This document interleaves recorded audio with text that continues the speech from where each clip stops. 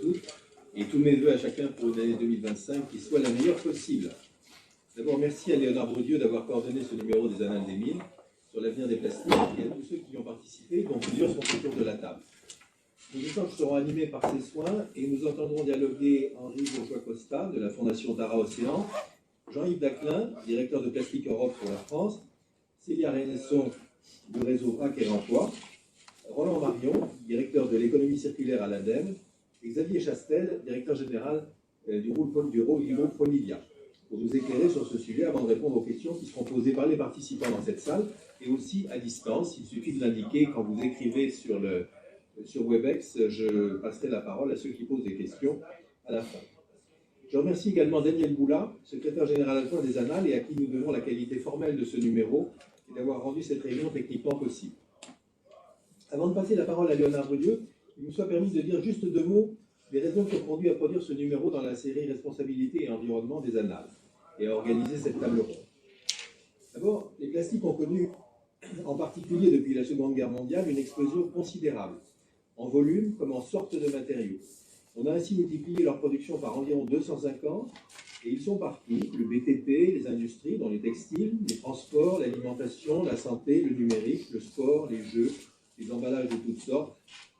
Ceci car pratique, léger, peu cher et doté de propriétés techniques utiles.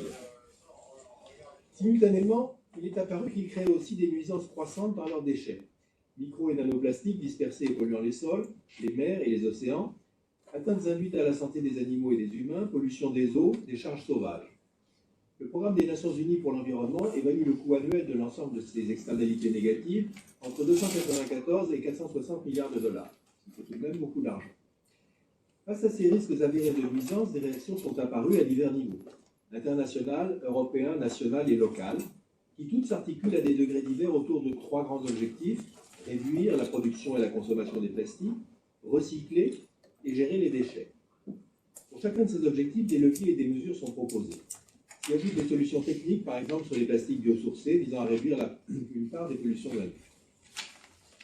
Au niveau international, un traité sur la pollution par les plastiques, dont la dernière réunion à Busan en septembre n'a pu mettre d'accord les 193 États qui y participaient, et a néanmoins permis des avancées des travaux. La date n'est pas encore fixée pour la 6e réunion qui pourrait avoir lieu en l'espèce. Au niveau européen, fin 2023, Plastique Europe, l'association des producteurs de matières plastiques européens, a dévoilé sa feuille de route, The Plastic Transition 2, pour une économie circulaire et zéro émission nette de carbone en Europe d'ici 2050, et vise à cette date le recyclage de 45% des matières plastiques utilisées en Europe.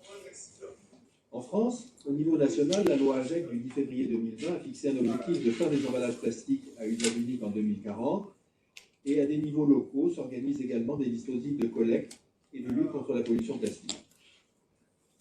L'ampleur des investissements requis, les impacts industriels dans certains centres très dépendants des plastiques, dans certains secteurs, imposent des visions de long terme. Il était donc utile de faire le point au moment où s'élaborent de nouvelles perspectives, et c'est ce dont nous allons parler. Permettez-moi aussi de rappeler que les Annales des Mines, fondées en 1794, sont la plus vieille revue imprimée d'Europe. Nous venons de fêter ces 230 ans qui montrent la vivacité de nos réflexions pour échanger sur les meilleures pratiques d'aujourd'hui et les enjeux d'avenir. Elles comprennent 4 séries. Réalité industrielle, qui parle d'industrie, gérer et comprendre, de gestion, responsabilité et environnement, celle que vous avez sous les yeux, et enjeux numériques pour le numérique. Tous les numéros des Annales sont accessibles gratuitement dès le début du mois de leur parution dans le nouveau site annalesdesmines.org, qui a permis d'accroître considérablement leur visibilité. Les Annales des Mines sont ainsi dans leur rôle d'éclairer sur les enjeux structurels, économiques et industriels, écologiques, sociétaux et numériques, et de management. Ceci au travers de leurs 4 revues et des tables rondes qui accompagnent souvent leur sortie. Au sujet de la présente table ronde, sa version virtuelle est enregistrée, ce qui permettra de la retrouver sur le site des Annales pour ceux qui auraient manqué cette réunion. Les chantiers pour éclairer l'avenir sont donc nombreux. Je passe la parole à Léonard Brodieu.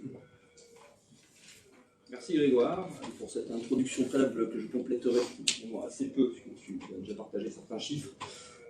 Pour vous dire qu'il y a un peu plus de 6 mois, j'ai accepté de coordonner ce numéro parce que je pense que les enjeux des déchets plastiques sont majeurs, sont devenus de plus en plus majeurs pour notre planète et pour l'homme. aussi parce que j'ai travaillé déjà avec chacun d'entre vous autour de la table, et puis les 20 autres contributeurs à cette revue, et bien d'autres, des collectivités, des ONG, des experts, des administrations. J'ai été en administration, j'ai été aussi avec des politiques. J'ai constaté que le sujet est en pleine évolution, peut-être même on pourrait dire en révolution.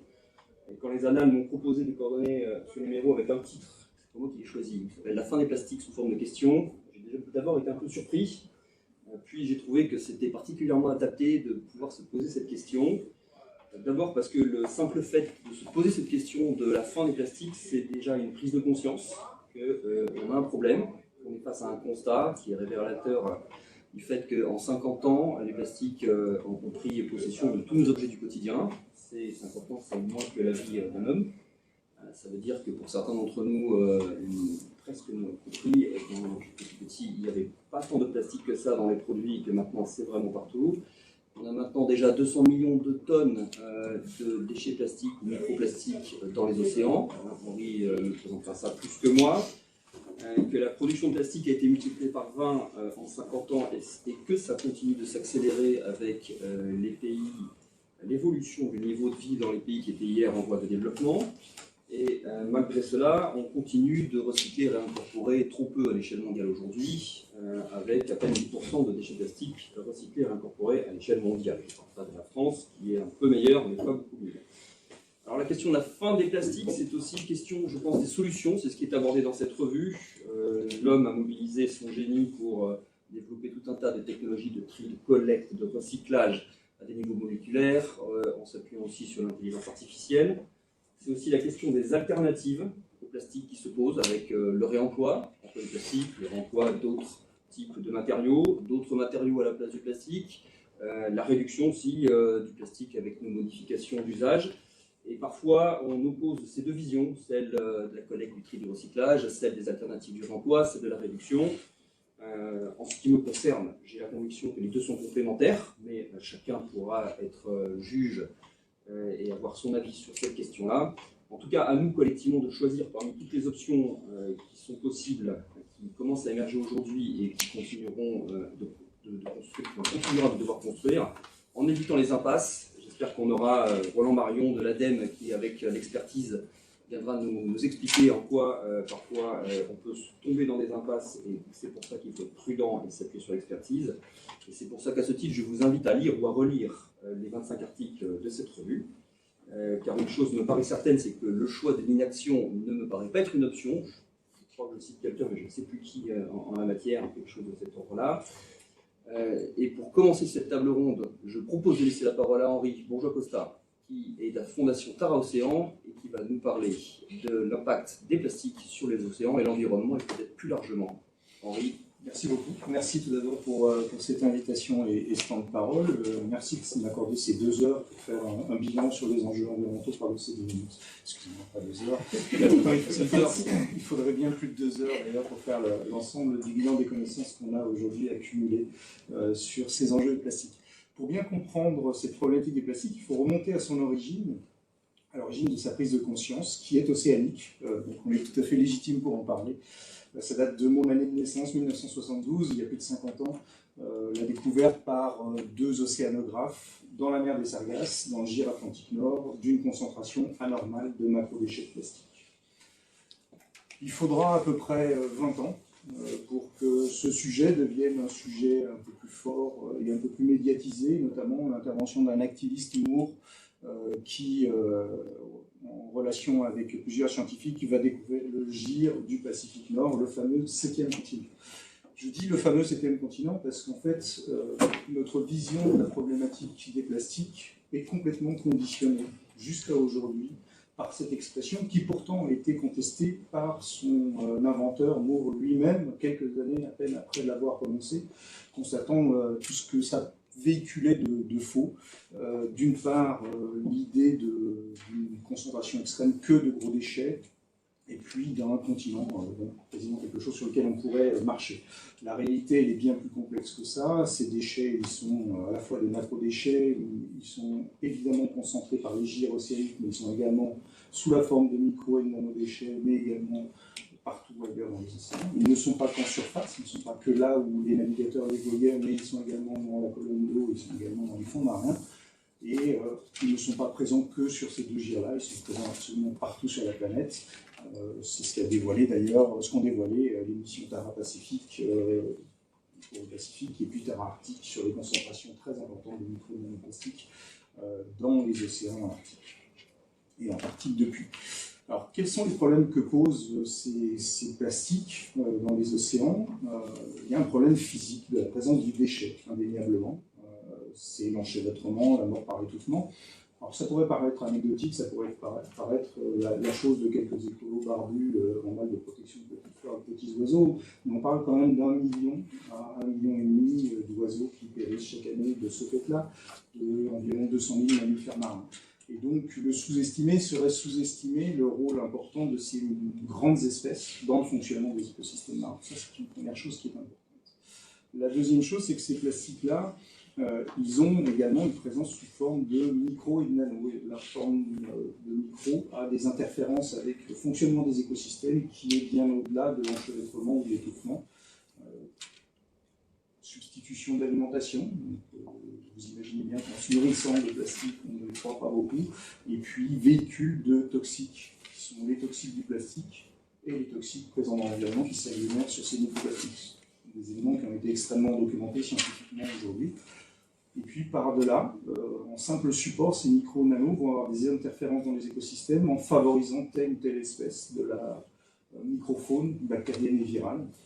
Et on va ainsi voir se développer certaines espèces au détriment d'autres du fait de la présence de ces micro et ces nanos. J'ai parlé de pollution toxique et de produits chimiques.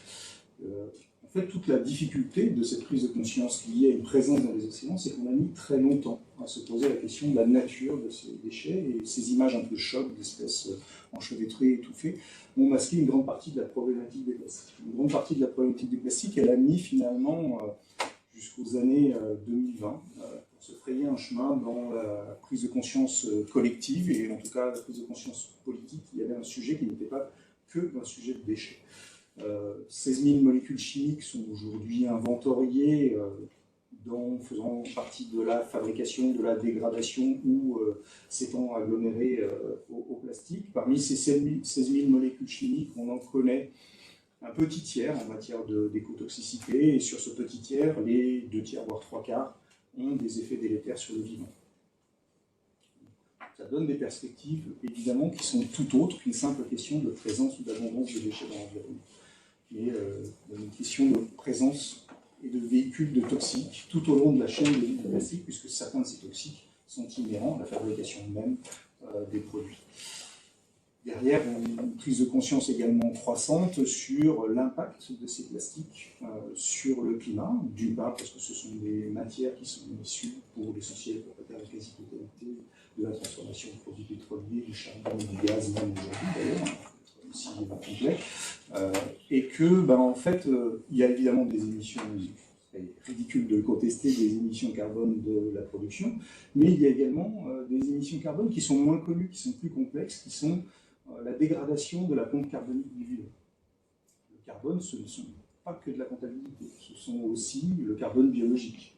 Il y a le carbone atmosphérique, le carbone biologique, le carbone géologique et le carbone biologique. Et en fait, en interférant avec le fonctionnement des écosystèmes, on a un certain nombre d'études qui aujourd'hui pointent du doigt que ces plastiques ont également un effet délétère sur la pompe carbonique du vivant. Pourquoi est-ce que je fais ce schéma-là global, un peu pesant dès la première prise de parole, vous voudrez bien m'excuser?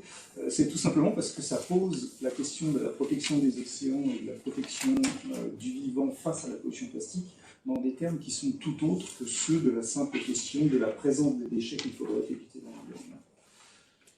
La pollution plastique n'est pas qu'une question de déchets présents dans l'environnement, la pollution plastique n'est pas qu'une question de recyclage ou pas recyclage, la question de la pollution plastique n'est pas qu'une question de geste incivique ou pas de geste incivique. Ce serait complètement ridicule de la réduire à cette réalité-là.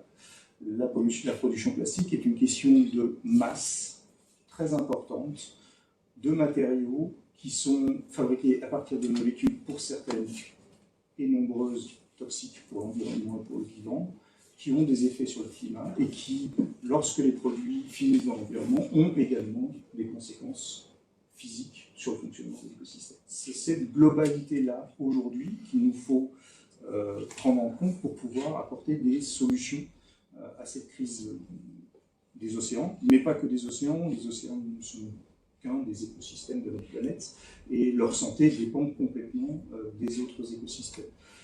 Évidemment, de la qualité de l'atmosphère. Aujourd'hui, les plastiques sont omniprésents sous la forme de micro et de nano dans l'atmosphère, également de la qualité des sols. Les plastiques sont omniprésents. D'ailleurs, il y a un rapport très intéressant de l'ADEME il y a quelques semaines seulement qui fait le point sur cette question-là, sont extrêmement présents dans les sols, avec des effets également délétères. Et puis, notre planète qui fonctionne avec des écosystèmes fonctionnant en interaction pour avoir des océans en bonne santé, ce qui est évidemment l'objet de notre fondation, il faut avoir une globalité des écosystèmes qui fonctionnent.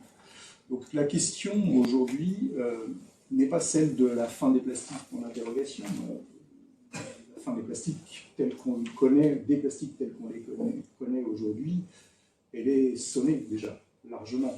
La question n'est pas est-ce qu'on va vers la fin des plastiques, la question c'est quand et comment est-ce qu'on y va. Est-ce qu'on y va contraint, forcé, face à la dégradation tellement importante des services écosystémiques qui ne sont plus capables de répondre à nos besoins de vie en bonne santé dans des écosystèmes sains, capables de nous alimenter, capables de nous apporter des réponses de qualité de vie suffisante?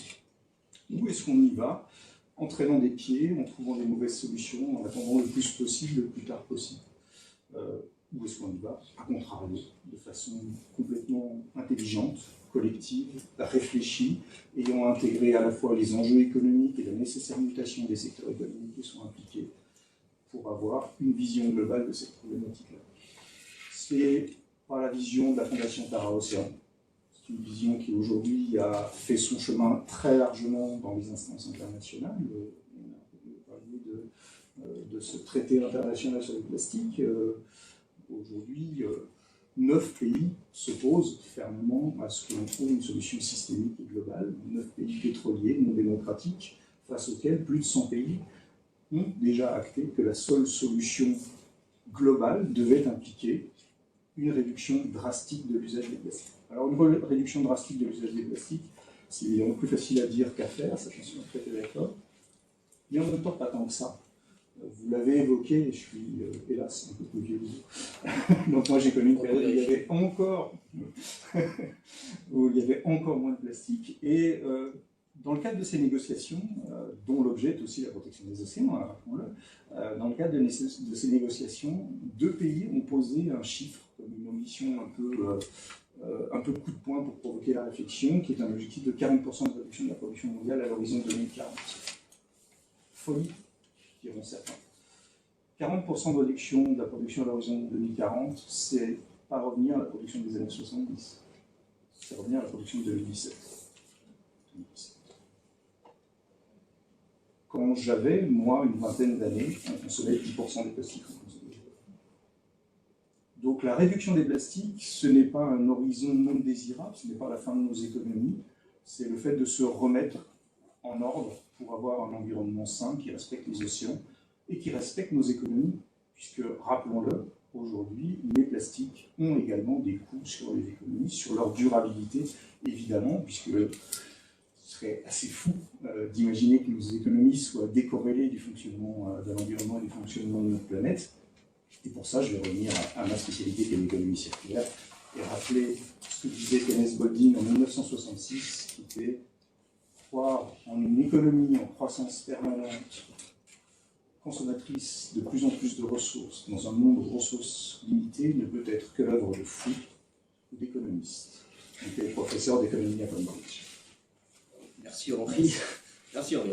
Par une citation, on reviendra peut-être dans une tour de table sur le sujet du traité des plastiques en détail en fonction des questions, puisque vous évoquez les solutions.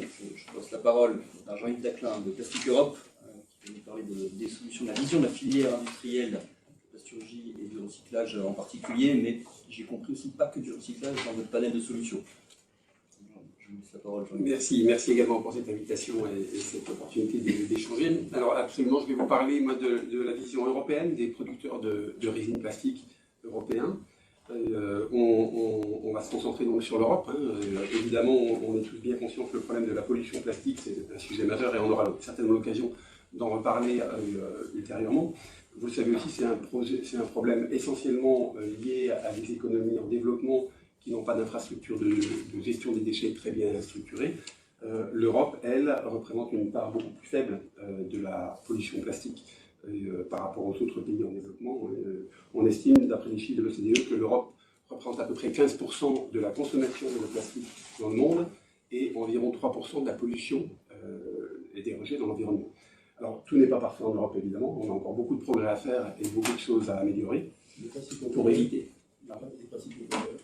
Les principaux pollueurs, c'est malheureusement les pays en développement comme l'Indonésie, la Chine, beaucoup de pays d'Asie du Sud-Est ou de pays d'Amérique latine ou d'Afrique qui n'ont pas d'infrastructure de gestion des déchets et pour qui le problème, c'est pas seulement un problème de pollution plastique, c'est un problème tout simplement de gestion des déchets, pas seulement plastique, mais de l'ensemble des déchets qui se retrouvent dans la nature sans gestion organisée.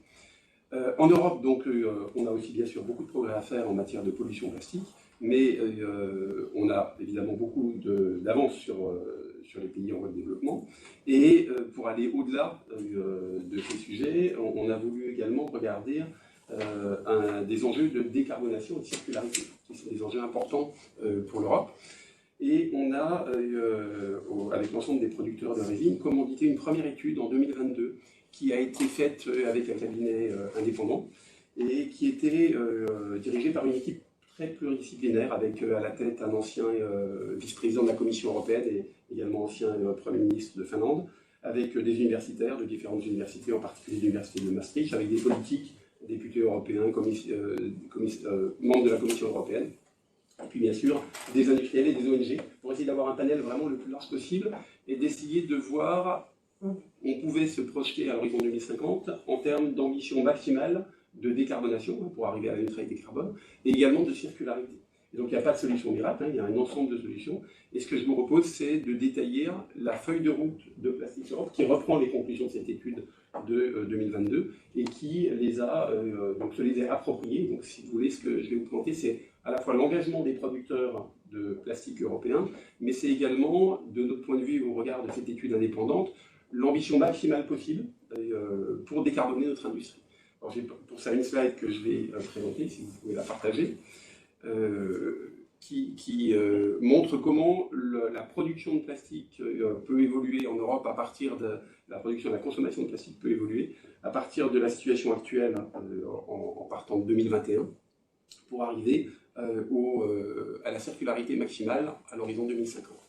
Ce que vous voyez donc sur cette carte, c'est la consommation de plastique par les transformateurs. Donc c'est combien de plastique la plasturgie européenne consomme, c'est-à-dire quelque part les consommateurs, en supposant que la consommation est à peu près égale à la production d'objets en plastique.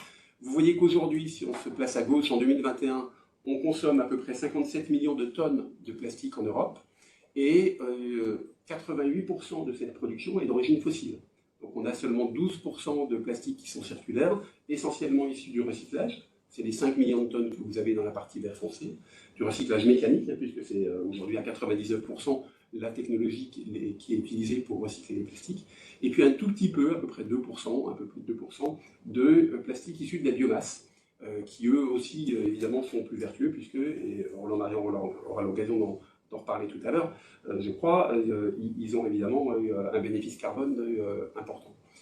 Donc aujourd'hui, on est dans une économie qui est très linéaire, et l'objectif, évidemment, c'est de décarboner cette industrie et de la transformer vers un modèle beaucoup plus circulaire. À l'horizon 2050, si on se projette cette fois sur la droite de cette courbe, alors l'hypothèse qui a été faite par ce panel d'experts, c'est qu'il y aura une légère hausse de la consommation de plastique. La consommation de plastique en Europe est relativement stable, elle augmente assez légèrement. Elle va augmenter, de notre point de vue, dans beaucoup de secteurs d'activité pour lesquels les plastiques apportent des bénéfices indéniables, notamment en termes de décarbonation, qui est un enjeu majeur pour la planète. Dans le secteur de la construction, du bâtiment, les plastiques permettent une isolation thermique qui permet donc de réduire l'intensité carbone des bâtiments. Dans le secteur des transports, notamment dans les véhicules, vous savez que dans une voiture aujourd'hui, on a entre 200 et 250 kg de plastique, alors qu'il y a 10 ou 15 ans, on était à une centaine de kg à peu près. Donc, même si on développe l'autopartage, même si le nombre de véhicules peut être amené à baisser dans le futur, on pense qu'il y aura une augmentation légère de la consommation de plastique pour les véhicules. Et donc, si on fait la somme de l'ensemble des secteurs, à l'inverse, il y a des secteurs dans lesquels on pense que l'utilisation de plastique va diminuer. C'est en particulier la partie grise que vous avez sur cette carte qui fait apparaître les baisses de consommation de plastique liées au développement du réemploi. En particulier dans l'emballage.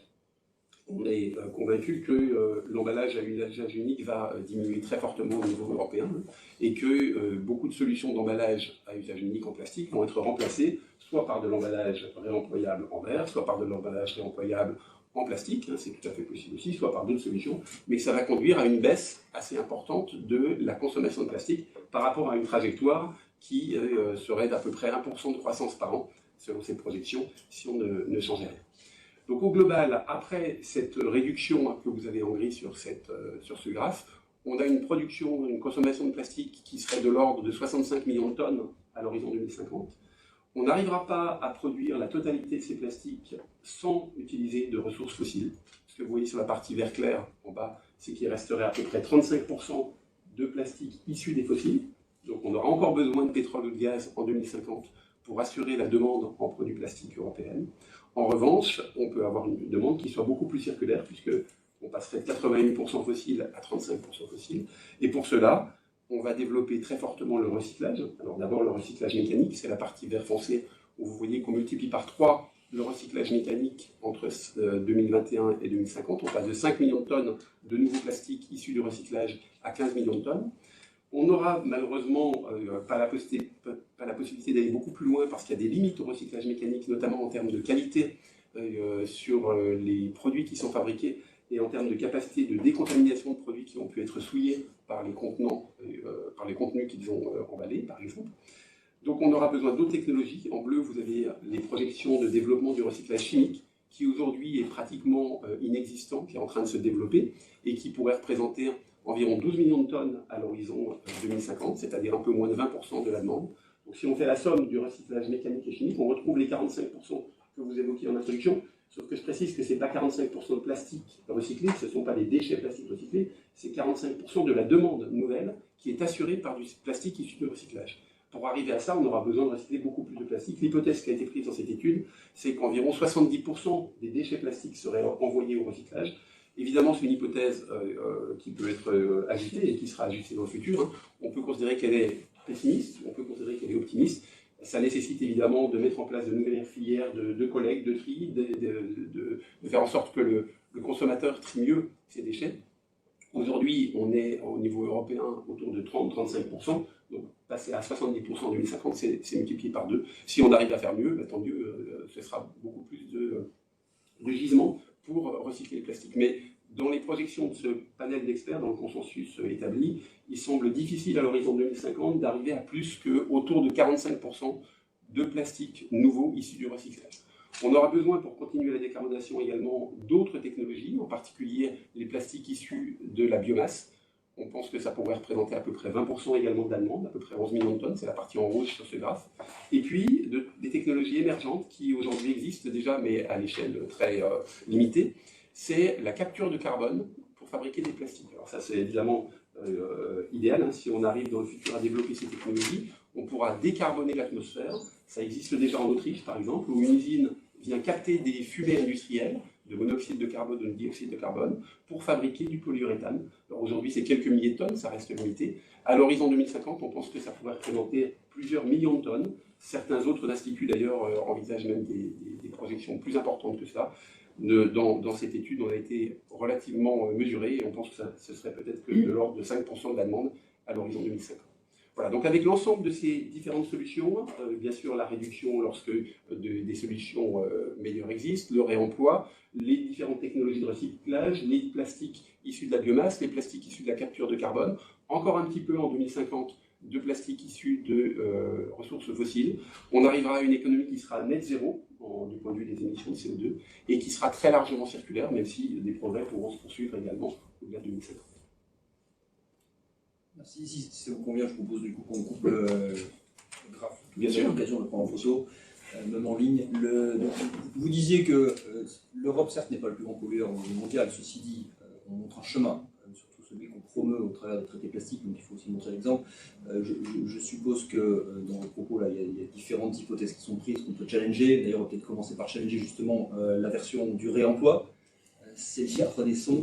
Est-ce que les réemplois du plastique ou d'autres matériaux est une solution viable pour demain, avec une vraie économie qui peut en être et qui correspond à autant ou peut-être plus que ce qu'évoque Plastic Europe? Tout d'abord, je suis contente parce que j'ai noté avec beaucoup d'attention les 12 millions de tonnes, parce qu'effectivement, notamment dans l'article qui était proposé, le sujet c'était peut-on réemployer le plastique ou pas? Le point de départ, c'est qu'effectivement, nous réemployons déjà du plastique dans nos emballages.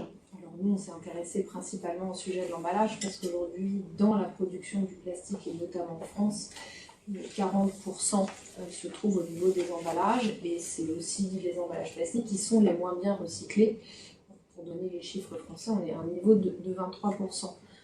Compte tenu du contexte législatif qu'on a aujourd'hui et qu'il faut rappeler, qui est quand même une première au niveau français, au niveau européen. On va parler de la loi AGEC en France, on peut parler de la PPWR au niveau européen. C'est la première fois qu'on a des cadres législatifs qui impulsent des objectifs de réduction de réemploi et qui dotent aussi les pouvoirs publics et du coup à terme les entreprises d'un certain nombre de moyens pour créer la bascule. Donc, partant de ce cadre-là et des objectifs qu'ils impulsent, on s'est posé la question d'où on vient pour essayer d'atteindre ces objectifs. Et l'état des lieux explique que nous avons déjà du plastique qui est réemployé au niveau des emballages pour différents types d'emballages, des emballages qui vont être directement au contact du produit. Donc on va prendre des éco-cups, on peut parler des bidons, des flacons de lessive, de gel douche qu'on peut réemployer aujourd'hui, mais aussi des boîtes repas en plastique qui vont être au contact des aliments.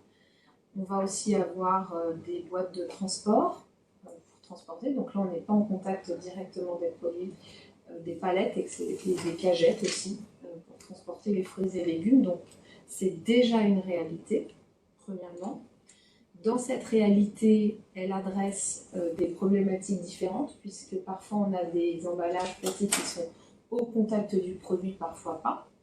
Quand ils sont au contact du produit, c'est dans des conditions différentes. On peut être en contact d'aliments chauds ou froids, pour une utilisation froide ou une utilisation que l'on va réchauffer, avec des corps gras, acides ou pas. Donc on va, en fonction de tous ces usages, être exposé à un certain nombre de problématiques différentes. On a des problématiques sanitaires, environnementales qui ont déjà été rappelées par Henri, donc je ne vais pas le faire aujourd'hui. Néanmoins, le point qu'on n'avait pas forcément, en tout cas que les personnes n'ont pas forcément en tête et qu'on a amené dans cet article, c'est le fait qu'aujourd'hui, ce réemploi qui existe et que je viens de vous exposer, est basé sur des résines plastiques qui ont été développées exclusivement pour l'usage unique, en ce qui concerne les emballages. Donc au moment où on a créé ces résines pour l'usage unique, on s'est servi de ces mêmes résines plastiques, mais pour un usage différent. Et l'usage du réemploi, à contrario de l'usage unique, amène ce qu'on appelle un usage répété. On va avoir un usage multiple versus un usage unique. Et donc, on va amener un certain nombre de défis, de problématiques et d'usages différents. Et c'est là qu'on est allé creuser dans l'article cet aspect-là, parce qu'on s'est dit, on a un certain nombre de connaissances, un état de l'art sur le plastique à usage unique. Est-ce qu'en fait, on prend avec nous tout ce bagage et on se prend ce bagage-là pour le réemploi? Et c'est ça le sujet aujourd'hui, c'est de se dire tout ce qu'on connaît sur le plastique à usage unique. Donc on va connaître des limites, par exemple, en termes, donc on a les enjeux sanitaires environnementaux, mais on a aussi des sujets, des limites techniques à la recyclabilité. Et donc en fait, on est face aujourd'hui, dans le cadre du réemploi, à l'intégration de ces défis pour un usage qui est différent. Alors, je vais rentrer dans ce cadre-là parce que pour moi, c'est ça qui nous intéresse aujourd'hui. Dans les défis sanitaires, on a ce qu'on appelle 3 types de risques qu'on a identifiés. Un qui s'appelle la migration directe du plastique vers l'aliment, donc ça on le retrouve dans l'usage unique. Un qui va concerner principalement le réemploi, c'est la migration en contact secondaire. C'est-à-dire qu'on a un premier relargage des molécules plastiques principalement dans l'aliment, et l'aliment va lui relarguer aussi des choses dans le plastique. Et ce plastique, même si on le lave, il va les garder, et au cycle suivant, à l'usage suivant, va les relarguer dans les aliments suivants. Donc si on prend par exemple le fait que j'ai mis une salade avec des pesticides la première fois dans mon contenant, ces pesticides peuvent migrer dans l'emballage plastique et être relargués au prochain usage dans ma salade de choux rouges. Donc on a ça on ne l'a pas dans l'usage unique. Et on s'est rendu compte qu'on pouvait l'avoir dans le cadre du réemploi. Pourquoi ? Parce qu'on est en présence de résines plastiques qui ont été conçues pour l'usage unique et dont on connaît les limites actuellement. Le troisième cas aussi qu'on a identifié en termes de risque sanitaire, c'est le risque de microparticules. Donc là, on est exactement dans le cadre de l'usage unique, mais on l'a aussi évidemment dans le réemploi, on n'en est pas exempt. Donc on est face à ces 3 enjeux-là. L'autre sujet, c'est l'enjeu aussi technique, c'est-à-dire qu'on a aujourd'hui une limite à la recyclabilité, et les plastiques qu'on utilise aujourd'hui dans le cadre du réemploi ne sont pas tous recyclables. Donc nous, on s'est posé la question, partant de ces constats, du fait qu'on utilise le plastique dans le réemploi, et on l'utilise parce qu'il a un certain nombre de propriétés, ils sont légers, ils sont faciles à manipuler, ils coûtent moins cher à produire, ils sont aussi moins énergivores en termes de carbone au moment de la phase de production, donc voilà, ils ont un certain nombre d'atouts et d'avantages, ils sont omniprésents, et si on a envie de leur donner une chance et de se développer dans le réemploi, nous, on pense qu'il y a une nouvelle page de l'histoire qui peut s'ouvrir, en tout cas en matière de R&D. Et là, il y a beaucoup de challenges. Et cet article, il pose les bases d'une sorte de cahier des charges. En tout cas, il se veut être une base de cahier des charges qui ouvre à la réflexion en se disant, si on veut donner un avenir au réemploi du plastique, et puis là, on a parlé par exemple de 12 millions de tonnes en 2050, écrivons cette page ensemble en prenant en compte les limites qu'on connaît actuellement. Et là, on voit 3 options, et vous en avez parlé un petit peu. La première, c'est que, autant que faire se peut, si l'usage le permet et le couple produit, usage et matériaux le permet, substituons le plastique par un autre matériau qui serait plus inerte, comme le verre, comme l'acier, etc. Deuxième cas, c'est de se dire, dans le cas où on n'y arriverait pas, c'est-à-dire que non, je ne peux pas remplacer le plastique par du verre, parce que l'usage, le couple produit, etc. ne s'y prête pas, alors il faut envisager, et souvent celui-ci on l'oublie, c'est un peu ce pas de côté, il faut envisager un changement d'usage. Pourquoi je dois absolument m'obstiner à dire, je veux du gel douche liquide, par exemple. Et donc de se dire, bah non, je ne peux pas substituer mon bidon de lessive en plastique par un bidon en verre parce que ça va être trop lourd, parce que ça va être cassé. Et bien peut-être qu'on peut faire un pas de côté et envisager la lessive en poudre, par exemple, ou une lessive en plastique qu'on va dissoudre. Donc il faut aussi penser dans les solutions que l'on a au changement d'usage.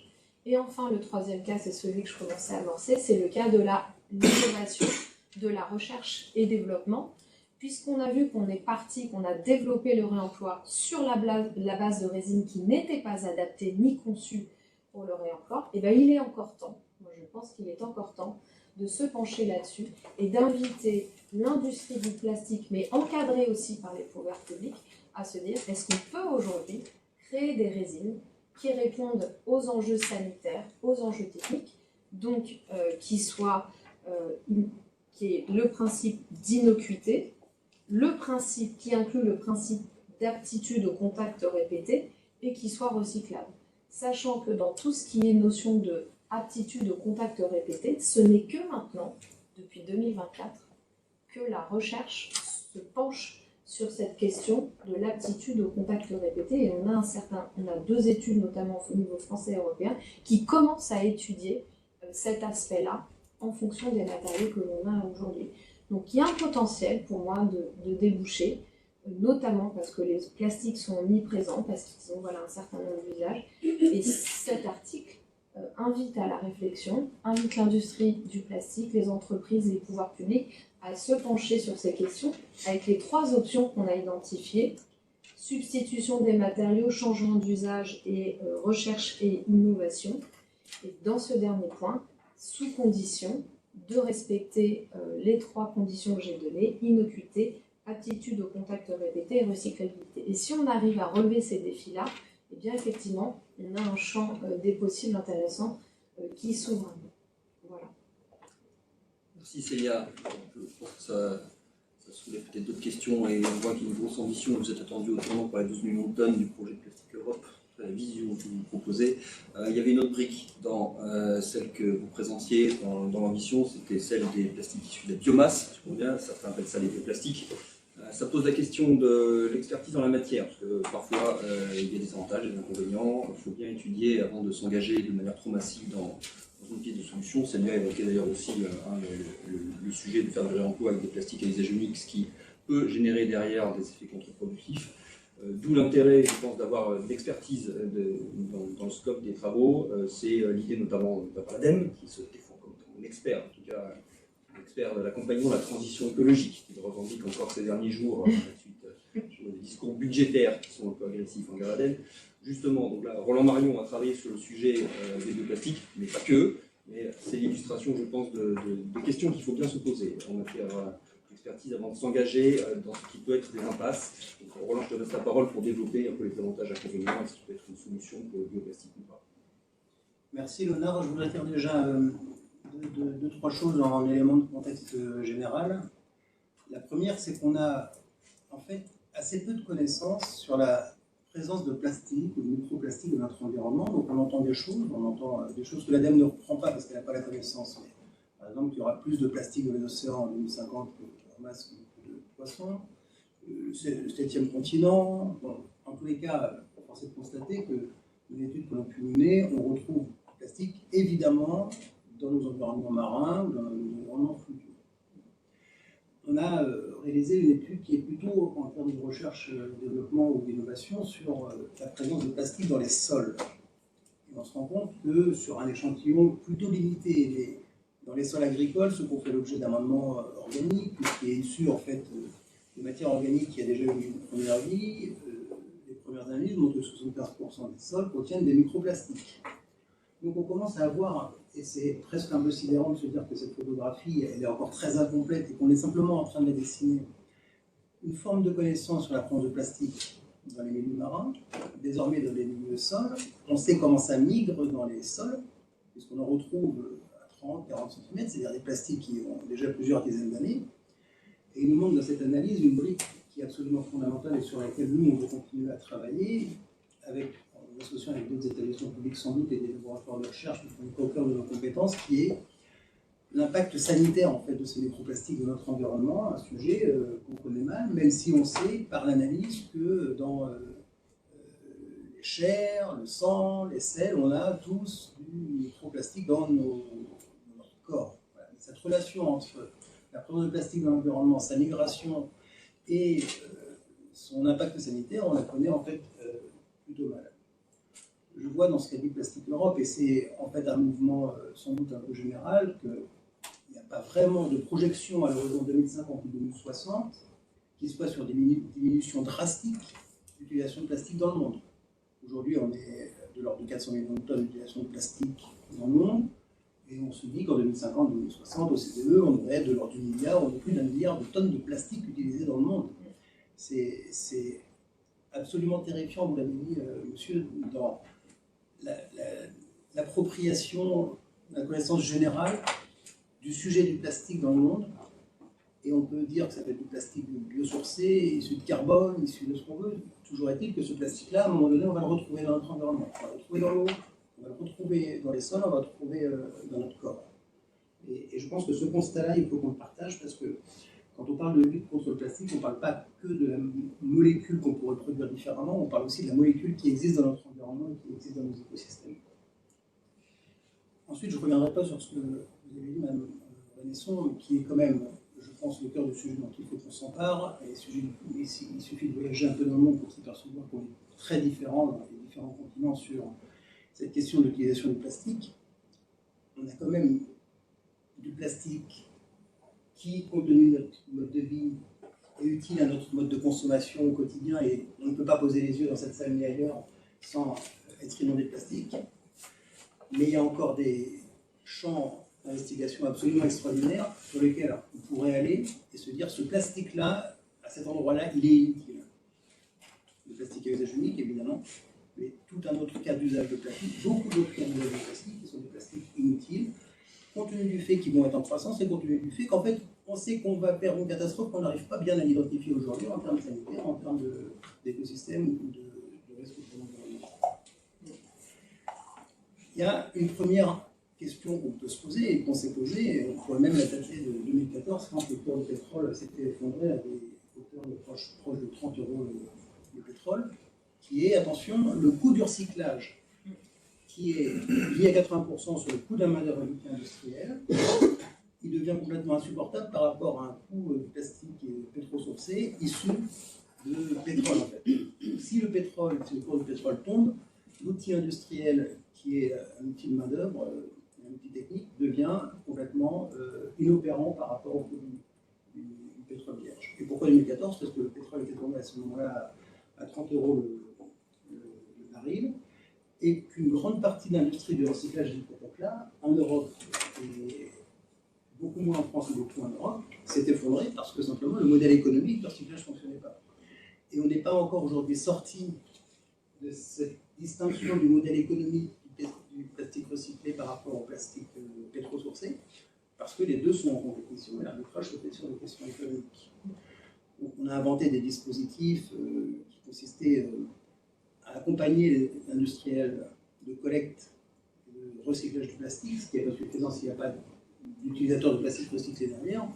Donc on a inventé un dispositif qu'on avait appelé à l'époque Hors-Plast et qui a survécu depuis longtemps et qui a donné lieu à beaucoup d'initiatives, et qui consistait aussi à dire, vous qui êtes utilisateur de plastique, on va vous encourager, y compris financièrement, à utiliser du plastique issu de recyclage, même s'il est plus cher que du plastique issu de pétrole, parce qu'il y a un intérêt environnemental et on va compenser en quelque sorte une différence de prix entre le plastique vierge et le plastique recyclé.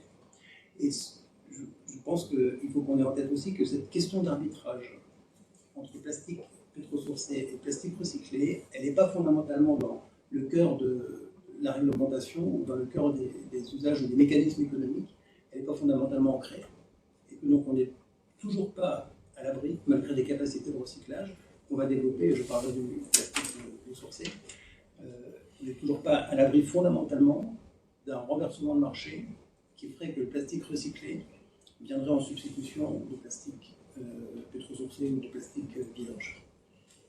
Il y a à ce niveau-là sans doute un rôle très important à jouer du côté des consommateurs, et sans doute que la réglementation CSRD sur les impacts environnementaux globaux d'une activité industrielle pourrait renseigner sur les impacts qui sont liés aussi à l'approvisionnement et donc à plastique vierge, pourrait aider, mais si le consommateur comprend aussi, c'est pas pour le stigmatiser plus que l'industriel, mais parce qu'il fait aussi partie de la chaîne de valeur, qui peut imposer un mode de consommation qui imposera aux producteurs d'être plus raisonnables sur son utilisation de plastique. Alors on a ici sans doute un message qui pourrait être de nature à décorréler cette question de coût plastique vierge versus coût plastique recyclé. Et puis dans ce mouvement de lutte contre le plastique, et je pense qu'on peut revendiquer, en tous les cas à l'ADEME on revendique ce terme de lutte contre le plastique, on a été amené dans les dernières années à découvrir de nouveaux outils industriels. Donc, les outils industriels, vous en avez un peu parlé, c'est par exemple le recyclage chimique qui nous offre la possibilité théorique d'intégrer un grand nombre de plastiques très divers dans des unités qui reviendront à la molécule, qui permettront de reprendre du plastique recyclé à plastique vierge dans des unités industrielles qui ont des impacts environnementaux, quand même, il faut se le dire, beaucoup moins bons que les unités de recyclage mécanique. Voilà. Donc, en fait, le recyclage chimique viendra après le recyclage mécanique, si vraiment on n'arrive pas de bonne solution en recyclage mécanique. Et de nouveau, on se confronte, et les dernières annonces sur ces grandes unités de recyclage chimique nous montrent qu'on se confronte à une difficulté de coût. Si on sort du plastique plus cher que du plastique vierge, sensiblement plus cher que du plastique vierge, ces unités de recyclage chimique ne rencontreront pas le succès. Donc on a l'avantage à l'ADEME d'avoir beaucoup de projets qui nous sont déposés en financement, c'est d'acquérir beaucoup d'informations avec une certaine forme d'expertise sur ces filières, même si elle n'est pas exhaustive, mais même si je pense que bien les industriels ont des connaissances plus précises que nous. Est-ce que le recyclage, est-ce que le plastique biosourcé est un plastique d'avenir? Déjà, c'est est-ce qu'on veut du plastique? Est-ce qu'on peut faire sans plastique? Je pense qu'on peut se dire quand même entre nous qu'un monde sans plastique, pour une grande majorité des usages, ce sera compliqué. Le plastique biosourcé, si on se projette à l'horizon 2050-2060 sur des volumes de plastique en alimentation, on va dire de tonnes par an, on ne pourra pas tout faire en biosourcé, c'est ce que vous avez montré, parce qu'on a aussi juste une évidence, c'est que biosourcé, ça veut dire qu'on va arbitrer sur l'usage de la biomasse, en particulier sur l'usage alimentaire versus l'usage plastique. Et cet arbitrage, quand on y pense un petit peu, en fait, il est complètement dysfonctionnel. On va arbitrer entre s'alimenter ou utiliser du plastique. Soit-il biosourcé, soit-il plus durable, soit-il meilleur, soit-il... Donc là, on a un premier écueil sur lequel on peut se dire que diriger l'ensemble des flux vers du biosourcé, ça nous posera assez rapidement un problème en termes d'arbitrage sur la biomasse. Deuxièmement, il y a des caractéristiques particulières en plastique biosourcé qui font qu'il n'est pas apte à tous les usages. Et donc, pour le rendre apte à un maximum d'usages, souplesse, dureté, durabilité, réemployabilité, il faut intégrer des adjuvants. En intégrant des adjuvants à ces plastiques biosourcés, on se retrouve avec déjà ces plastiques.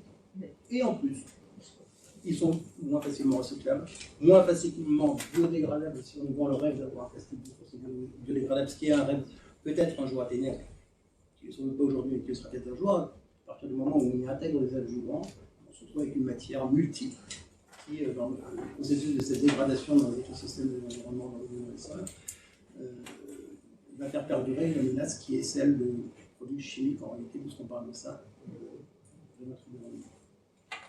Donc sur la question du biosourcé, la difficulté c'est qu'en fait, c'est la voie qui nous semble la moins mauvaise si on n'arrive pas à se débarrasser de plastique. Mais pour autant, c'est une voie dont on n'a pas du tout la garantie, et dont on a plutôt la crainte inverse, qu'elle nous garantisse des modalités de production, d'usage, de biodégradabilité, en somme d'absence d'impact sur l'environnement qui soit tenable sur le long terme.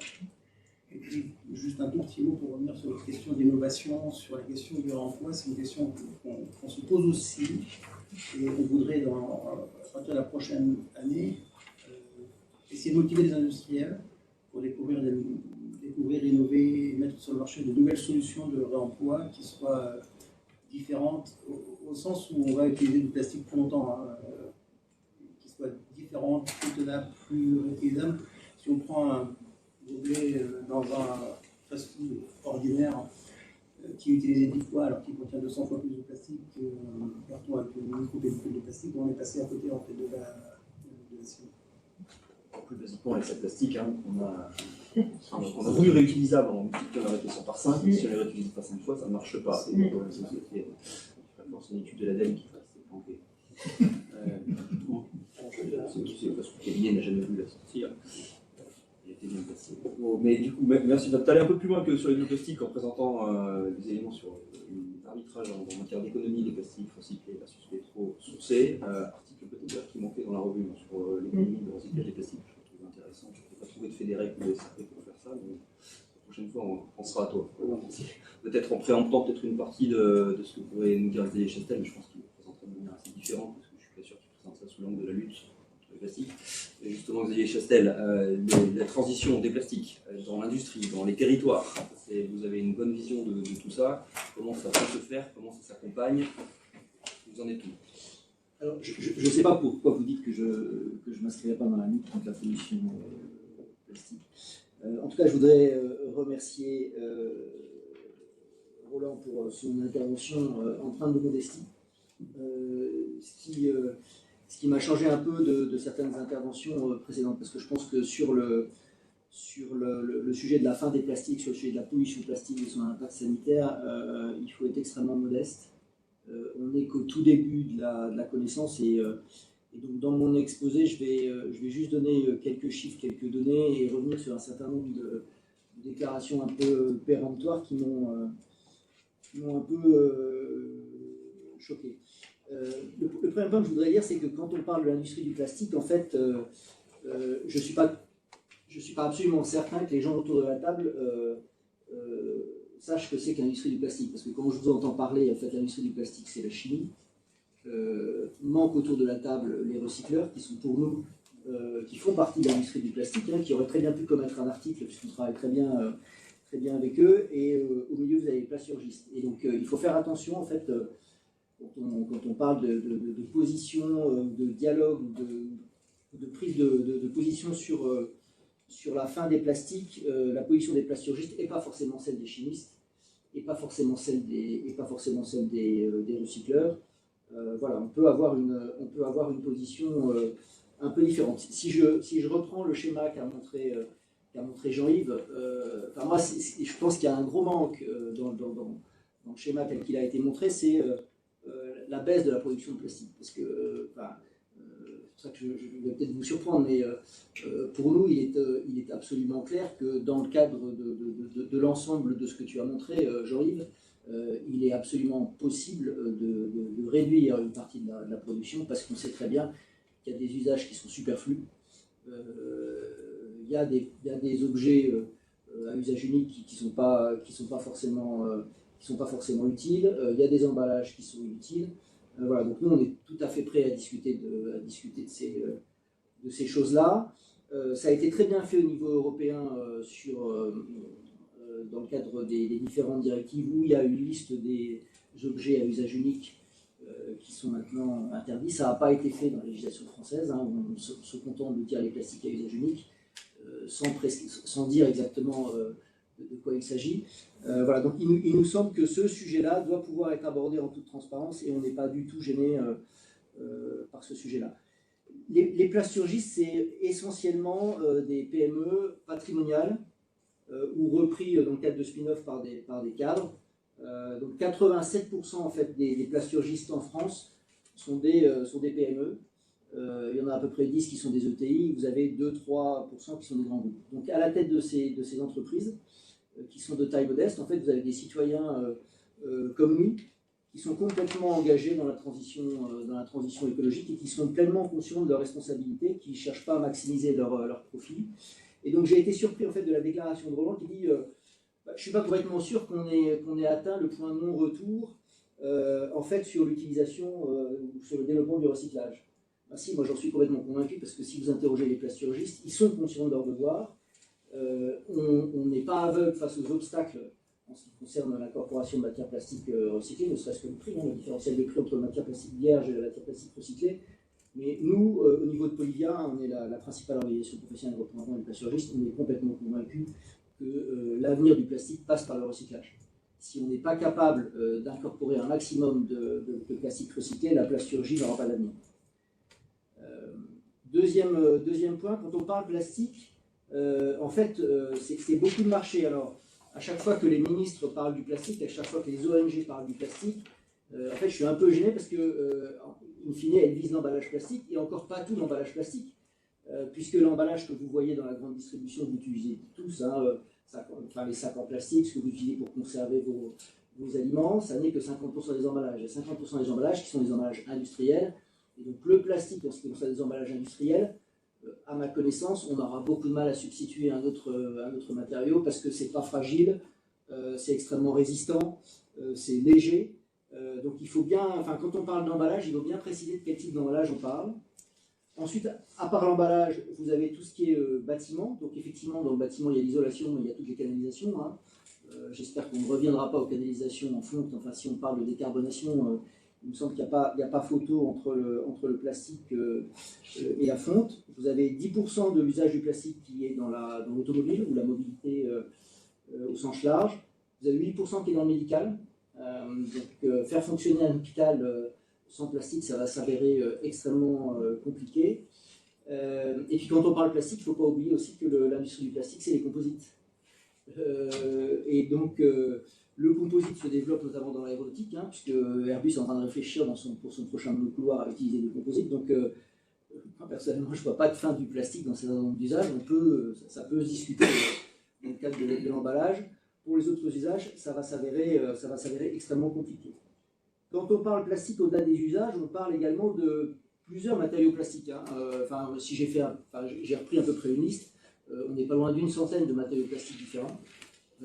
Et donc parler des plastiques de façon générale, on ne peut pas s'y prendre comme ça, parce que les caractéristiques physico-chimiques, les impacts sur la santé, les impacts sur l'environnement sont très dépendants du matériau plastique dont vous parlez.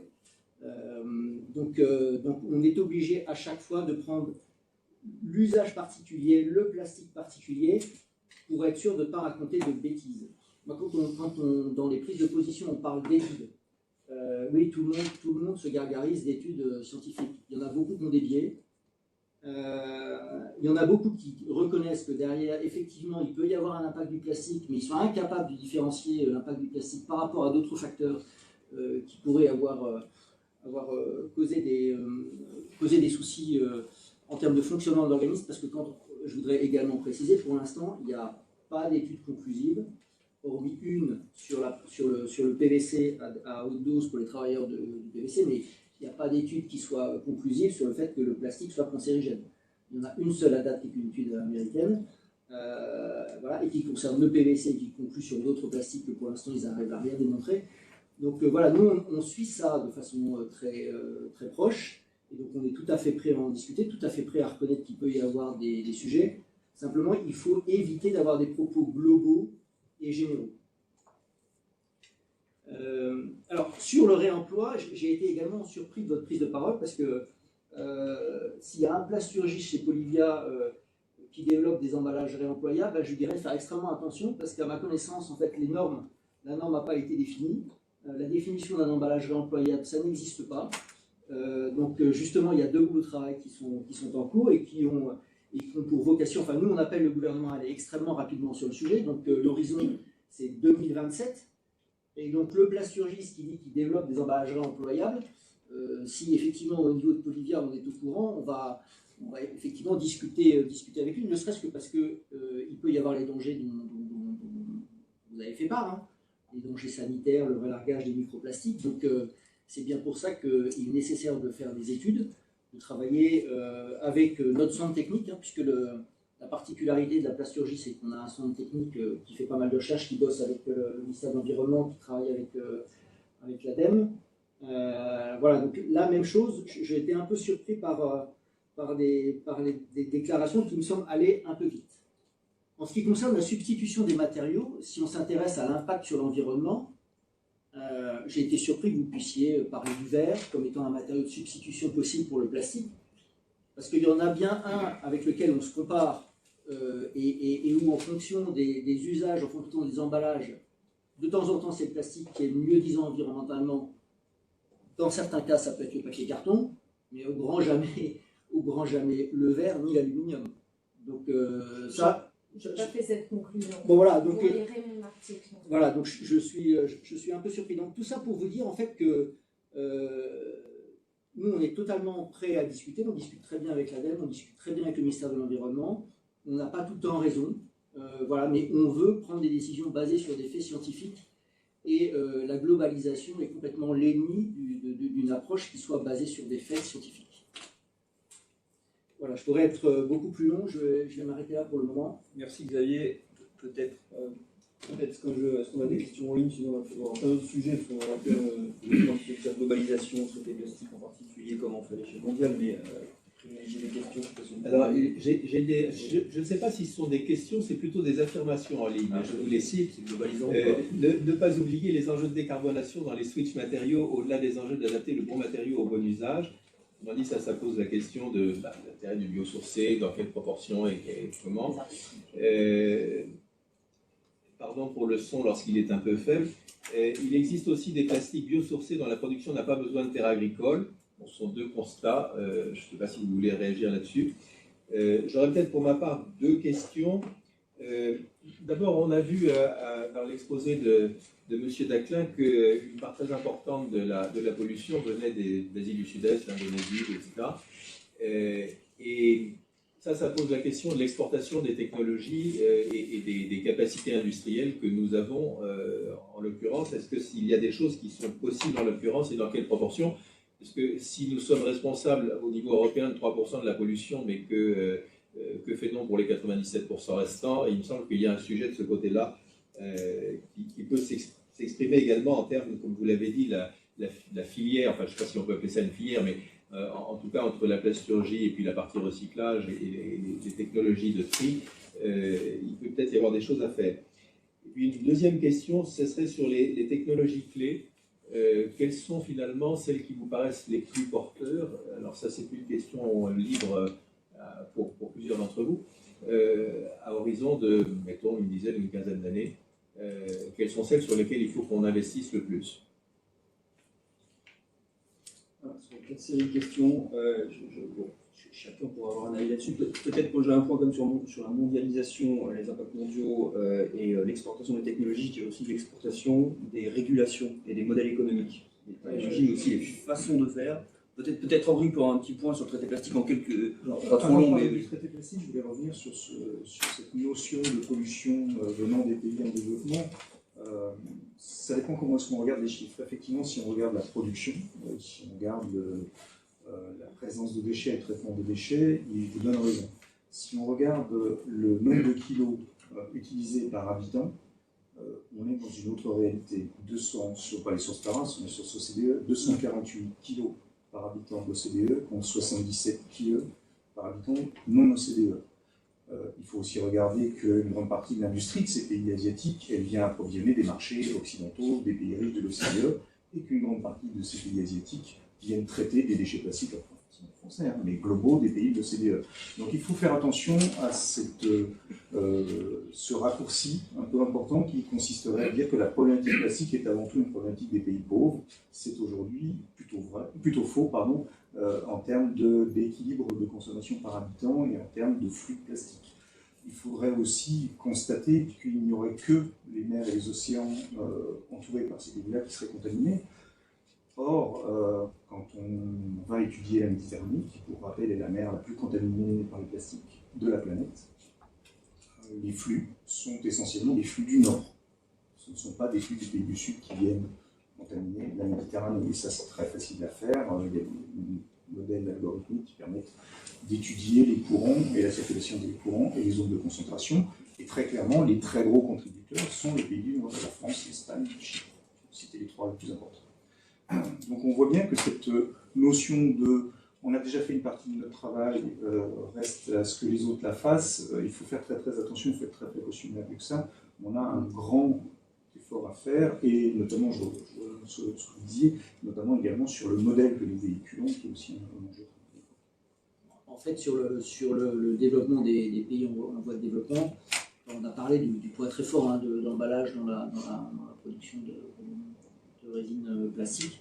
Il est clair que sur un certain nombre d'usages, comme l'automobile, le médical, il n'y a pas de raison que les pays en voie de développement ne rejoignent pas le degré de consommation par habitant. En revanche, là où il faut effectivement éviter qu'ils nous rejoignent, parce qu'on constate nous-mêmes une surconsommation au niveau emballage, c'est là-dessus qu'il faut faire porter l'effort. Alors, effectivement, nous, on soutient complètement le traité de lutte contre la pollution plastique et la majeure partie de ces axes.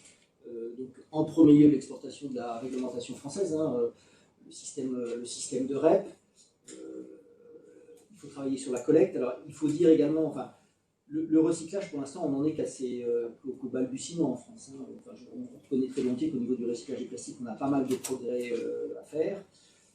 Il y a un choix qu'on a fait en France, notamment, c'est la collecte qui n'est pas séparée, c'est la collecte en mélange. Ce n'est pas forcément le choix qu'ont fait les pays nordiques. Donc ce n'est pas forcément non plus le choix français qui s'impose, on n'est pas parfait partout. Voilà, au niveau du recyclage, on a également des voies de progrès supplémentaires. On parlait des nouvelles technologies, donc Jean-Yves en a présenté deux. Il y a beaucoup de recherche qui se fait. Donc il y a une troisième voie qui va probablement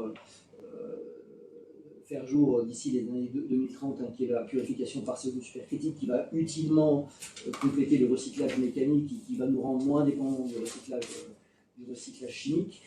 Je ne suis pas sûr que l'exportation des technologies à date dans les pays en voie de développement, alors même qu'on n'est pas complètement au point en France, ne serait-ce que parce qu'il n'y a pas de stabilité réglementaire, parce qu'il n'y a pas de vision à long terme du gouvernement, donc pas d'envie ou pas de décision possible pour l'instant du point de vue économique des recycleurs sur le fait de s'engager un peu plus, de moderniser l'ensemble de leurs installations, de mettre en place des installations de surtri pour éviter qu'on continue à enfouir du plastique. Voilà, je suis pas, à date, c'est peut-être un peu tôt pour parler d'une exportation de notre façon de faire, alors qu'on n'est pas complètement mature, en France notamment. Je pense aussi que les problèmes des pays en voie de développement, ce n'est pas surtout un problème de technologie. Le recycler du plastique, mécaniquement, c'est très facile. Ce qui est très compliqué, c'est de le collecter, c'est de le trier, c'est de séparer les résines pour arriver à les collecter et à les trier ensemble. C'est faire de l'éco-conception également pour faciliter le recyclage. Donc c'est beaucoup plus en amont et ensuite dans la phase de vie et de fin de vie du plastique que le procédé lui-même. Le procédé lui-même, il est très facile, il est accessible avec assez peu d'investissement. Mais la première étape, c'est changer évidemment la conception des produits pour les rendre plus facilement recyclables, changer les modes de consommation pour éviter évidemment des applications qui sont inutiles ou qu'on peut substituer avantageusement, et puis évidemment mettre en place des infrastructures de collecte de déchets. Et ce n'est pas seulement, comme je disais, des déchets plastiques, c'est l'ensemble des déchets. Et après, les technologies de base, elles sont simples et à minima, dans les pays en voie de développement, une voie de valorisation intéressante, c'est ne serait-ce que l'incinération avec valorisation énergétique. Fabriquer de la chaleur ou de l'électricité en brûlant des plastiques dans un incinérateur qui est évidemment contrôlé, maîtrisé et qui maîtrise ses rejets, c'est beaucoup mieux de mettre des plastiques dans une décharge, comme on continue à le faire malheureusement en France, puisque vous savez qu'en France, encore un quart des déchets plastiques sont mis en décharge, ce qui est vraiment scandaleux. Ça fait des années qu'on devrait avoir rejoint les pays du nord de l'Europe qui ont interdit la mise en décharge des déchets plastiques. Ouais, je voudrais juste reprendre un de tes propos, parce que quand tu dis que le recyclage mécanique c'est facile, là je vais rejoindre Henri Bourgeois-Costa, théoriquement c'est facile, il y a le problème des substances chimiques contenues dans les plastiques, je ne suis pas revenu là-dessus, mais l'assimilation du plastique aux substances chimiques qui sont contenues dedans, ça me gêne beaucoup en fait, parce que quand vous dites que c'est inhérent à un plastique, ben non, justement, un des points qui nous préoccupe beaucoup et sur lequel on rejoint complètement le traité de lutte contre la pollution plastique, c'est que nous, on demande à avoir la transparence sur les substances chimiques contenues dans les plastiques. Ce n'est pas les plasturgistes qui les rajoutent, on en rajoute dans certains cas, c'est beaucoup les chimistes, et ce n'est pas inhérent à une résine, parce qu'un plasturgiste qui commande chez deux chimistes différents, dans sa presse à injecter, le comportement de la résine va être différent. Donc on sait bien que ça fait partie de la recette de cuisine des chimistes, et nous on est complètement en ligne avec le fait qu'il faut faire complètement la transparence là-dessus. Il y a peut-être des cas où il n'y aura pas de substitution, où il faudra carrément que la résine en tant que telle pour son utilisation soit interdite, mais il faut se donner la chance de rechercher des alternatives. Encore faut-il qu'on sache ce que contiennent. Là-dessus je vous rejoins. Je suis un peu gêné par le raccourci qui consiste à dire le plastique contient forcément des substances chimiques dangereuses. C'est le forcément qui me gêne. Voilà. Je n'ai pas dit qu'il contient forcément. Voilà. Globalement, dans les plastiques analysés, et je vous renvoie à l'étude qui a été faite l'automne dernier par cette université européenne sur le recyclage, on retrouve, du fait de la nature même des plastiques, y compris des molécules chimiques qui n'ont rien à voir avec la formulation. Donc c'est en ça. Par contre, je voudrais revenir un petit peu en arrière. Je pense qu'il ne faudrait pas que le débat ne soit qu'un débat sur la question du recyclage. Ce qui voudrait dire qu'il occulterait effectivement cette courbe de croissance que vous avez très très bien évoquée. Et aujourd'hui, on a simplement travaillé avec le LESU, un laboratoire de recherche, sur qu'est-ce que donnait cette courbe de croissance en injectant du plastique recyclé à hauteur de l'objectif européen de 55%, mais en se disant que c'est sur l'ensemble du marché du plastique. La conséquence, c'est qu'on décale la courbe de production de 20 ans, c'est tout. À 90% de recyclage, qui est un chiffre qui semble ubuesque pour les uns aujourd'hui, on décale la courbe de production de plastique de 70 ans. Donc, le recyclage est un outil, très clairement, la question de contester, c'est un outil qui peut être extrêmement utile, mais dans le cadre d'une solution globale qui inclut des objectifs de réduction très très forts pour pouvoir atteindre des objectifs de réduction du réchauffement climatique, de réduction des émissions toxiques et de réduction des émissions de déchets dans l'environnement. Justement, oui, vas-y. J'ai juste un point en ligne, mais c'est sur ce qu'il vient de dire. Un point sur les remarques de Didier Chastel. Pardon. Il existe des centaines d'études scientifiques sur les produits chimiques, additifs, monomères, etc., présents dans plusieurs types de plastique, démontrant leur migration dans les aliments et recensant leur toxicité, carcinogène, mutagène, reprotoxique, perturbateur endocrinien, etc., et leur impact potentiel sur la santé. Et il cite pour ça foodpackagingforum.com. Juste une précision, juste très court. Oui, on parle bien des substances chimiques. Moi, je parle en fait du plastique en lui-même, indépendamment de la substance chimique. Ça va être vrai sur certains plastiques, néanmoins, et je vous accorde que ce n'est pas la majorité des plastiques, ce ne sont pas tous les plastiques. Le styrène, qui est le monomère qui permet de fabriquer le polystyrène, est classé comme cancérogène par l'OMS. Mais pas le polystyrène. Oui, mais on sait tous très bien qu'il n'y a pas de polymérisation parfaite, c'est qu'on a oui, toujours des monomères résiduels. Oui, d'accord, parce que vous considérez que le styrène est une substance qui reste dans le polystyrène, on est d'accord là-dessus. Hein. Voilà. On se fera sur un débat d'experts sur le styrène, il faut faire attention sur les bifaces polymérisées, on aura. Ah oui, sur les bifaces, alors oui. Mais là, je pense qu'il faudrait une revue sur les bifaces. Oui, relancer le sujet carbone. Oui, et puis la réflexion m'a amené quand même sur, dans un monde en croissance, même si on recycle 100%, de toute façon, on va avoir besoin d'ajouter de la matière pour répondre à notre consommation. Ça m'inspire un élément de réponse à la question que vous avez posée sur où est-ce qu'il faut mettre le plus d'argent pour développer la technologie.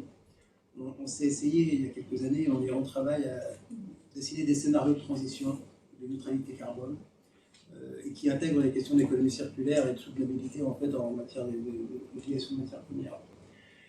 Et dans ces scénarios, on en a deux extrêmes. Le scénario 1 qui est basé sur l'activation de la sobriété et le scénario 4 qui est basé sur l'activation d'outils technologiques en fait. Le scénario 4 consiste à dire on fait un peu ce qu'on veut mais la technologie va nous sauver. Et ce qui est intéressant de constater, c'est que dans ces deux scénarios en fait, les défis à relever sont absolument considérables. Le scénario de sobriété consiste à dire on va modifier fondamentalement notre mode de vie. C'est un scénario dont on n'a pas aujourd'hui les manettes pour faire prendre ce type de scénario. Le scénario qui consiste à dire on mange moins de viande, on fait 50% de plastique en moins, et même plus en fait. Et à contrario, le scénario 4 qui consiste à dire on va se reposer sur une technologie qu'on connaît pas aujourd'hui pour se donner en quelque sorte bonne conscience sur nos consommations à outrance. En réalité, on ne sait pas où nous-mêmes non plus. Donc, sans doute que le point d'équilibre entre tout ça, c'est de se dire que, comme vous l'avez dit, monsieur, dans un scénario en croissance continue, ça veut dire qu'il n'y en aura pas. Que ce soit dans 20 ans, dans 50 ans ou dans 100 ans, à un moment donné, une croissance continue d'utilisation de matière. Je ne parle pas de croissance économique. C'est forcément un point à partir duquel on va opérer une bascule. Mais on a quand même des défis à relever qui sont aussi technologiques, en particulier sur le recyclage chimique qu'on connaît mal aujourd'hui, sur les bioplastiques, et j'insiste, les bioplastiques compostables, ou alors 100% recyclables, mais des plastiques modernes, on a des champs à explorer, et qui ne doivent pas être en contradiction avec la nécessité de travailler aussi sur la diminution de notre empreinte matière, sans laquelle on n'arrivera de toute façon pas à boucler l'équation d'utilisation des matières premières, des contenus plastiques. C'est la sobriété. Justement, je pense que c'est cette espèce de troisième voie qu'on a essayé d'apporter dans l'article. Alors l'article était très tourné autour du réemploi, mais moi je partage tout à fait ce point de vue-là. En plus, nous, on est agnostique au niveau matériaux. Moi, je ne défends pas plus le métal que le carton, etc. On essaie justement de prendre un petit peu de hauteur et de se dire, à partir du moment où on a des usages, on a des besoins, il y a des arbitrages à faire. Et moi, je ne crois pas qu'à chaque fois, il y ait la solution miracle. Parce qu'à chaque fois, effectivement, on doit regarder l'usage, comme on disait, de couple produits, matériaux, sanitaires, environnemental. Et on voit bien qu'à chaque fois, c'est très compliqué de sortir une solution qui est miracle pour répondre à tous les besoins. Donc cette notion d'arbitrage dans les matériaux, elle est déjà poussée par l'ADEME. On a un certain nombre d'études qui le montrent en fonction du verre versus le plastique, le réemploi, etc. Donc il faut pousser et continuer à pousser ces études-là pour effectivement essayer d'avoir des éléments de réponse factuels et scientifiques pour mener ces arbitrages et orienter l'industrie en fonction des matériaux. Et on l'a dit justement dans cet article, je ne crois pas qu'on puisse se passer de plastique. En revanche, à partir du moment où on a fait ce travail en entonnoir de se dire il faut absolument réduire et on a un socle législatif, effectivement, pour reboucler avec ce que disait Roland Marion, ça va être compliqué d'aligner tout le monde vers le scénario 1 de la sobriété, bien qu'on a quand même une chance d'avoir ces bases légales qui sont pionnières, qui nous permettent de changer de paradigme avec la loi GEC, climat, PPWR, Green Deal, et puis là on va aller aussi au niveau européen vers un Circular Economy Act, traité plastique, donc on ne part pas de rien, mais les transformations elles sont colossales. Et aujourd'hui, on voit qu'on n'y arrive pas forcément, qu'on a pris du retard, parce qu'il y a aussi des éléments, des facteurs externes qui ne facilitent pas la mise en place. À titre d'exemple, sur la loi GEC, on a eu quand même des instabilités géopolitiques mondiales au moment où la loi a été promulguée en 2020. On a eu le Covid, après on a eu l'inflation, la guerre en Ukraine, et nous on a eu une instabilité politique en France qui fait que personne ne s'est saisi de ces lois. Et qu'en plus, comme on n'a pas de sanction à la fin... Tu veux quand même. Oui, mais tu vois ce que Pas je... suffisamment, tu veux. Pas suffisamment. Enfin, moi, je te raconterai tous les rendez-vous. Bon, bref, je n'arrive pas à faire forcément avancer mes sujets, alors que justement, on a ces socles législatifs. Donc, la transformation, elle va être compliquée. Et donc, il faut cette troisième voie qui envisage de se dire qu'est-ce qu'on fait avec notre existant, comment on peut réduire. C'est pour ça que nous, on proposait sur juste le sujet du réemploi, de réduire, de substituer quand c'est possible en fonction des différents arbitrages, de aussi penser en parallèle, parce que ces options-là, elles doivent être pensées en parallèle, le changement d'usage, parce que c'est pas l'un ou l'autre puis l'un ou l'autre, et troisièmement, l'innovation, la R&D, en se disant, essayons de créer cette troisième voie à partir des constats et de trouver une solution dans laquelle on sort tous gagnants. Et donc, moi, je ne suis pas plus technologique que sobriété. Je mets justement un curseur au milieu. Je dis il faut associer l'ensemble de ces solutions pour essayer d'en sortir tous gagnants. Parce que la production augmente, nos usages augmentent. On le voit avec le e-commerce, avec tout. Et donc, effectivement, il y a des emballages inutiles dont il faut se passer. Il y en a, on n'y arrivera pas. Quels arbitrages on mène? Comment on peut, en fait, actionner une palette de solutions qui va nous permettre d'en sortir tous gagnants sur la base de ce qu'on a aujourd'hui en outils et en projection. Mais, dans les questions, il y a une remarque concernant la consigne. Est-ce que vous voyez ça dans quelle proportion? Alors, laquelle? Je me borne à être... Je pensais que personne n'avait osé aborder ce mot. C'était un mobile économique. Oui. Donc là, je ne sais pas si quelqu'un veut se risquer à répondre. En fait, Pour recyclage ou pour réemploi? Ouais, voilà. C'est une modalité financière, la consigne, on peut l'appliquer à tout. Pour réemploi. Pour autant que je ne comprends pas la question. Ah, alors pour réemploi, nous on l'attend. Oui, forcément, le réseau du réemploi l'attend. D'ailleurs, le réseau du réemploi l'a déjà mis en place de manière volontaire. On l'a mise de manière volontaire, mais en fait, on en revient toujours aux emballages. C'est quand même assez frappant. C'est rappelé que sur les bouteilles, peut-être. D'ailleurs, les emballages est au cœur. je vais revenir sur la sobriété. En fait, on a discuté avec le ministère de l'Environnement, on leur a dit d'où sort les moins 40. On est prêt à discuter sur la partie emballage, mais alors ils nous ont expliqué qu'effectivement ils avaient été obligés de mettre ça sur la table pour essayer de faire en sorte que les pays se positionnent. Voilà, parce que sur la partie qui n'est pas emballage, ça nécessite vraiment un changement de mode de vie. Ça nécessite qu'on prenne moins l'avion, qu'on utilise, qu'on n'ait pas forcément besoin de notre smartphone ou qu'on ait moins de smartphone. Ça nécessite qu'on prenne moins la voiture. Enfin, c'est touché à beaucoup d'usages, la réduction la réduction du plastique est beaucoup plus compliquée à mon avis que sur la partie emballage. Il y a une de vos consoeurs qui est venue intervenir devant le MEDEF et elle avait été très prudente. Elle avait dit si on règle le sujet de l'emballage et qu'on règle le sujet du textile, parce que à chaque fois quand on parle microplastique, on parle plastique, mais il faut savoir qu'on ne représente qu'un tiers des émissions de microplastique. Vous avez pour un tiers le textile et pour un tiers les pneus. Voilà, donc oui, mais le sujet se règle différemment. Alors, sur le sujet des emballages, nous on est très préoccupés par le fait qu'au niveau de la collecte, on n'est pas au niveau où on devrait être. C'est vrai que le sujet de la consigne est venu sur la table. Je pense qu'il y a moyen de trouver un consensus si le sujet est politiquement bien pris et surtout qu'on a un certain délai pour discuter parce qu'en fait ça touche à pas mal d'intérêts. Ça touche au fonctionnement financier des collectivités locales, ça touche aux recycleurs qui ont fait un certain nombre d'investissements, ça touche au fait que la collecte pour bouteilles, ça ne règle absolument pas le sujet, puisqu'en fait, même si on obtient les 90% de taux de collecte pour les bouteilles en plastique, les bouteilles, je crois que c'est 30% du sujet. Donc derrière, on n'atteint pas les objectifs européens. Donc nous, on avait milité pour réfléchir à une collecte globale qui ne touche pas uniquement les bouteilles. Pour nous, ce n'est pas un sujet tabou. On dit juste que ça a énervé beaucoup d'acteurs parce que la méthode suivie par le ministère de l'Environnement laissait plus qu'à désirer, ou au moins les délais, et que ça mériterait qu'on se remette tous autour de la table. Et nous, on est persuadés qu'on trouvera la solution. Je voulais juste réagir aux propos que vous aviez sur effectivement ce secteur de l'emballage. On est tous d'accord, c'est un secteur clé en matière de réduction. C'est sûrement celui qui est le plus dans l'œil du cyclone, il n'y a aucune discussion. Est-ce que ça veut dire pour autant que tous les autres secteurs doivent être exemptés d'une réflexion sur la réduction? C'est en tout cas pas les propos de l'OMS même dans le cadre du traité international, dont le représentant a clairement dit que le secteur de la santé avait d'énormes efforts à faire et qu'il y avait probablement des marges de réduction supérieures à la moitié dans les plastiques inutiles, y compris dans la santé.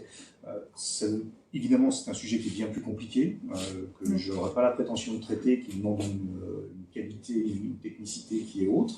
Mais je pense que ces sujets-là sont également à traiter parce qu'il y a également d'autres enjeux. Et notamment dans son intervention, il y avait quelque chose qui était très intéressant, qui était la balance bénéfice-risque de l'usage de certains matériaux aujourd'hui, pour des raisons économiques parfois, parce que plus facile à manipuler, exigeant moins de main-d'œuvre à manipuler, je pense notamment aux perfusions qui était son exemple, mais qui pour autant peuvent avoir des conséquences pour la santé du fait de la présence de phtalates très abondants dans ces plastiques-là, etc., et qui parfois peuvent être remises en cause en termes de légitimité à moyen et long terme.